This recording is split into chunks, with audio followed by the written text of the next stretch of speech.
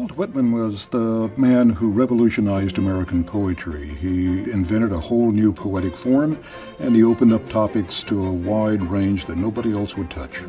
Walt Whitman was born on May 31st, 1819, in West Hills, New York. His parents were of modest means, and he had 7 siblings. At the age of 11, Walt Whitman was pulled from school so that he could help the family support itself in the printing industry. As a result, Whitman was largely self-taught. He became a voracious reader. He read widely, especially in novels. When he was 17, Whitman turned to teaching, and his first job was in a one-room schoolhouse. He taught for 5 years, and then in 1841, he set his sights on journalism. Walt Whitman was a volatile editor and writer. He had strong ideas about women's property rights, about immigration, and about the major issue of the day, slavery. From 1848 to 1855, Whitman began what was to become his greatest work, Leaves of Grass.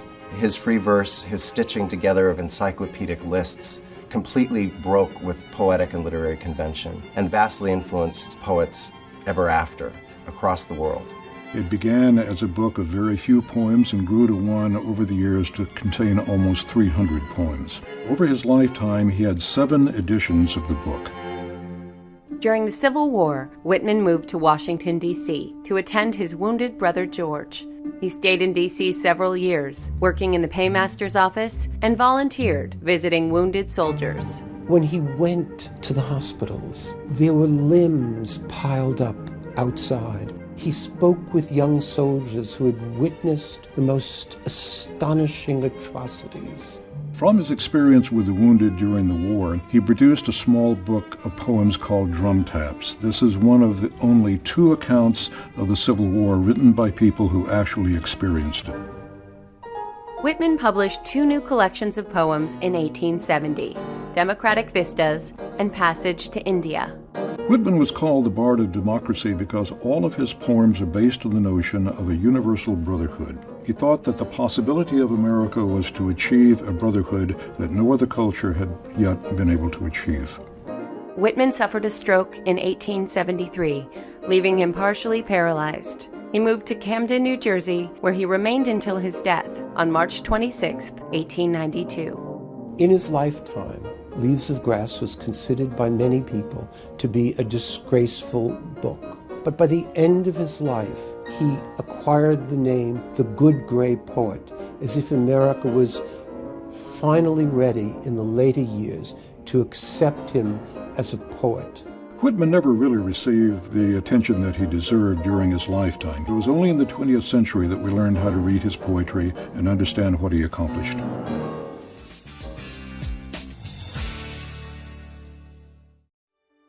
Robert Frost is one of the most widely read and beloved of American poets, as well as one of his greatest. 4-time Pulitzer Prize-winning poet, Robert Frost was a national celebrity, famous for writing poems about rural life using American colloquial speech. Robert Frost is well known for a few poems that he managed to lodge in everyone's head.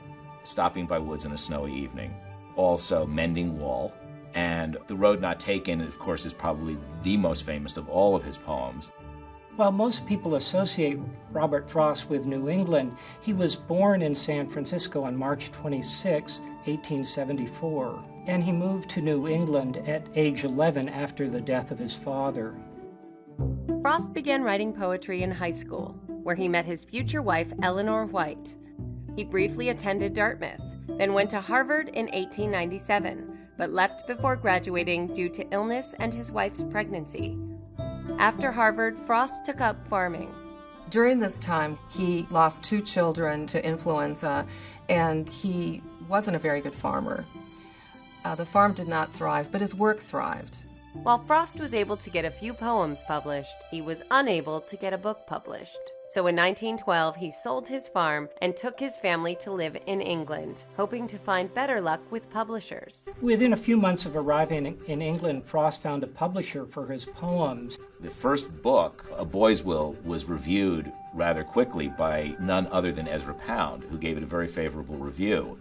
Shortly after World War I broke out, Frost moved back to the United States and settled in Franconia, New Hampshire, where he wrote and began his long teaching career, starting off at Amherst College. Robert Frost was really the first bard on campus. He taught at various universities, Amherst, Michigan, Harvard, Dartmouth, Middlebury. He moved around a lot. He was in and out of universities, and as he used to call it, barding around.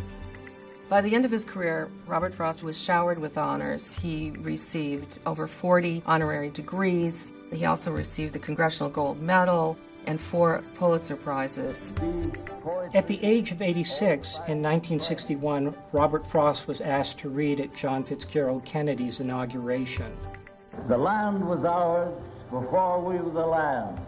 She was our land more than 100 years before we were her people. At the time, it was as much an honor for Kennedy as it was for Frost. Robert Frost died in Boston, Massachusetts at the age of 89 on January 29, 1963. Poetic to the end, Frost's tombstone read, "I had a lover's quarrel with the world." When Amherst College built the Robert Frost Library, Kennedy agreed to give the keynote address, and it was one of the great speeches of his presidency. In that speech, Kennedy wrote, "When power corrupts, poetry cleanses." He was thinking very much of Robert Frost as a poet who spoke truth to power. Robert Frost felt very strongly about form. He once famously said, "Free verse is like playing tennis without a net. It ain't tennis." And Frost was tennis all the way.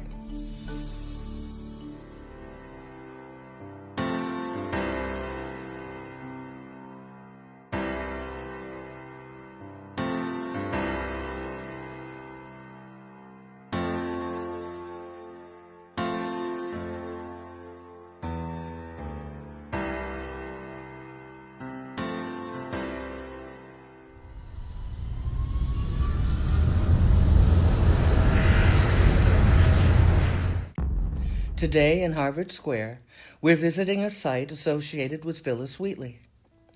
Phillis Wheatley was born in West Africa in the 1750s. Kidnapped by slavers in 1761, she was brought to the United States, packed in the hold of a slave ship called the Phillis. After several weeks at sea, she was sold via private sale in Boston. John Wheatley would make this purchase for his wife Susanna, naming the captive girl Phillis after the ship that ensured she would never see her parents again. Almost immediately, Susanna and her daughter realized the exceptional intelligence in their traumatized new housemate and began to tutor her in English at first, but then in Greek and Latin. Within a few years, Phillis could read and write as well as any educated Bostonian.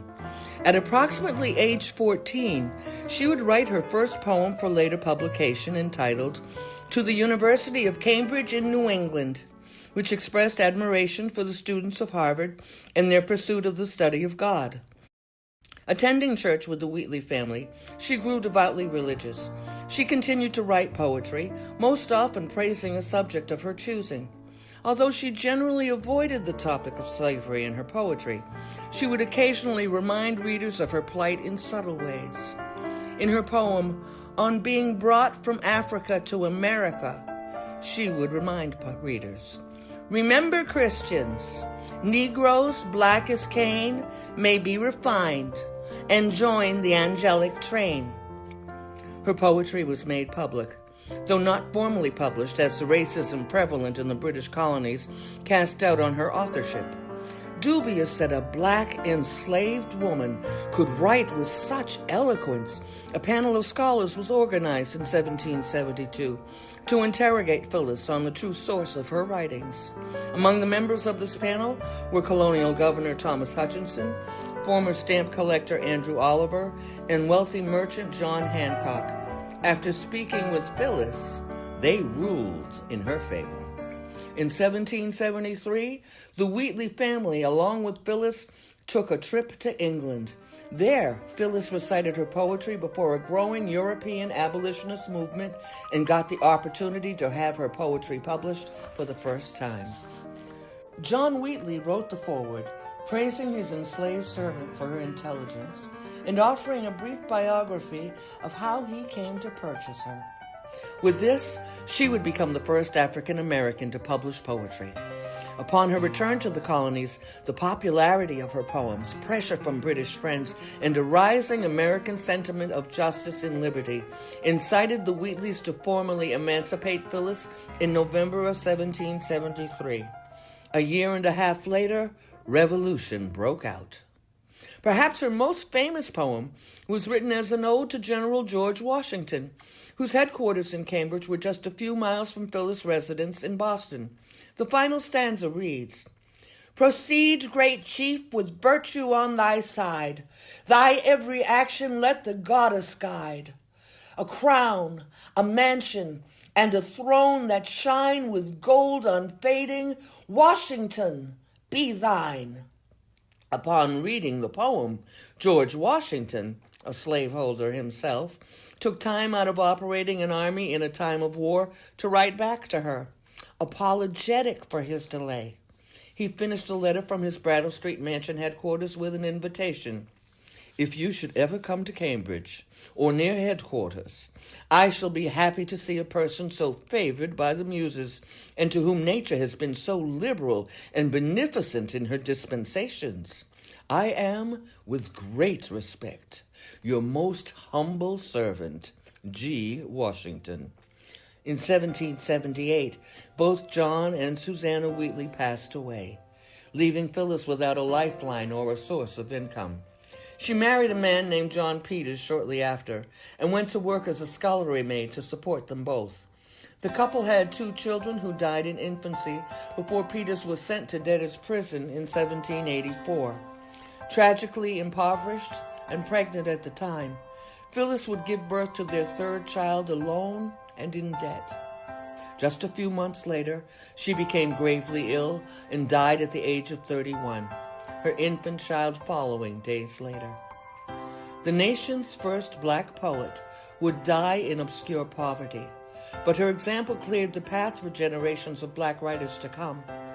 Her short life proved to America that black minds, provided with even minimal education or opportunity, were capable of the same brilliance and artistry that white ones were.